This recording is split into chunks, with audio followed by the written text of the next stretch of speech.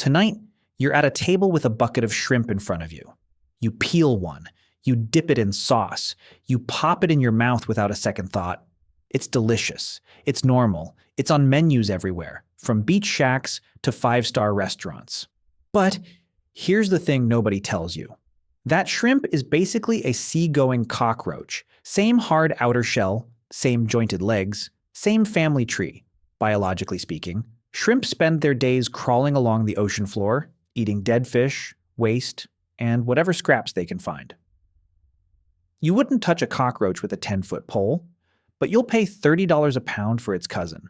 Most people assume it's about taste, or safety, or maybe just how they look. But that's not quite right. Scientists who study this call it the omnivore's dilemma, and one man spent his whole career untangling it. His name is Paul Rozin, and his answer is stranger and a lot more personal than you'd expect, because by the end of this, you're going to look at your own plate completely differently. So let's start with the biology, because it's the part that should freak you out a little. Shrimp, crabs, and lobsters are crustaceans. Cockroaches are insects.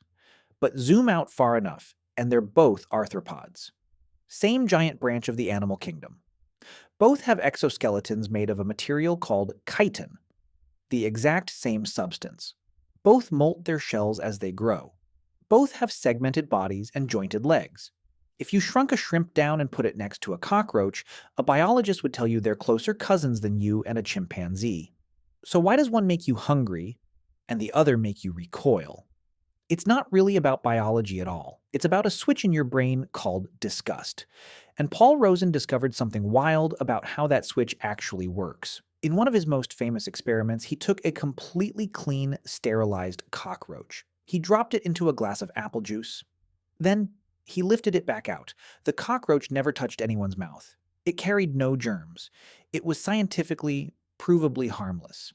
He offered people the juice anyway. Almost nobody would drink it. Here's what's fascinating. Rozin realized disgust doesn't actually care about danger. It doesn't need bad taste. It doesn't need real contamination. It just needs the idea of contact. The mental image is enough to ruin the whole glass. He called this core disgust, a reaction built less on your tongue and more on your imagination. So if disgust isn't really about safety, what is it actually protecting you from? That's where it gets personal.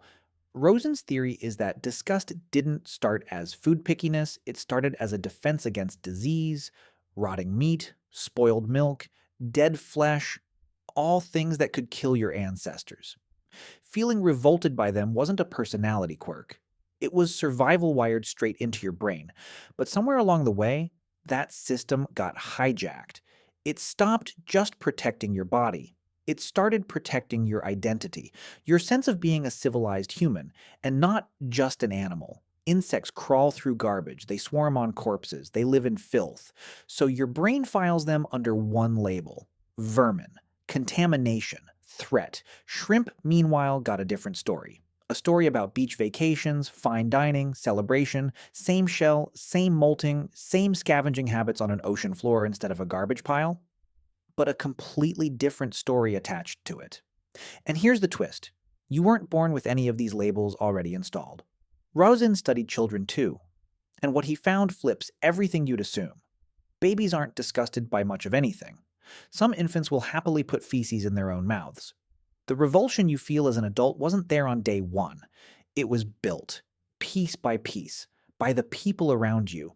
Every time a parent recoiled from something, every time a culture called a food dirty or clean, your brain quietly filed it away. This goes in the safe category.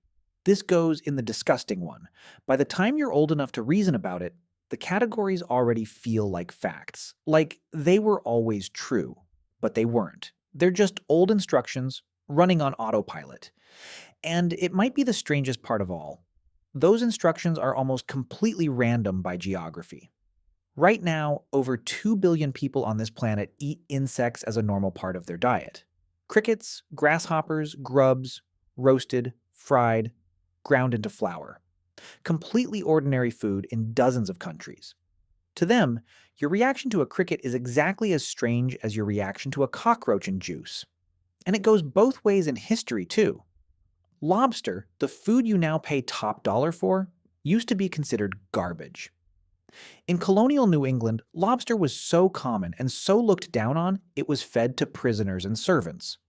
Some servants even had contracts limiting how many times a week their masters could force feed them lobster. The exact same animal, the exact same shell, the exact same claws. Only the story around it changed. And that was enough to flip it from prison food to luxury food. So think about that for a second. If disgust were really about biology, about danger, about hard logic, none of that flipping would make sense. A dangerous animal would stay dangerous. A safe one would stay safe. But disgust doesn't run on logic. It runs on category. And category is just a story your culture told you before you could even talk. Which brings us back to your bucket of shrimp. That shrimp crawled along the seafloor, eating the same kind of waste a cockroach eats on land. It wears the exact same chitin shell. It has the exact same jointed legs. The only real difference between your appetizer and your nightmare is which story got there first. And once a story like that gets installed, reason barely touches it. Rozin found that explaining the actual science to people rarely changes how they feel. You can know a cockroach-in-juice is harmless and still refuse to drink it. Disgust doesn't listen to facts, it listens to whatever got wired in first. So here's the uncomfortable part. Every single thing on your plate tonight passed through that same invisible filter long before you ever had a say in it. Not because it was proven safer, not because it tastes objectively better, but because someone, somewhere decided which animals get a story about celebration and which ones get a story about filth. You didn't choose that filter. You inherited it, and it's still running right now, quietly deciding what counts as food and what counts as horror every single time you sit down to eat. The shrimp and the cockroach never knew the difference. Only you did.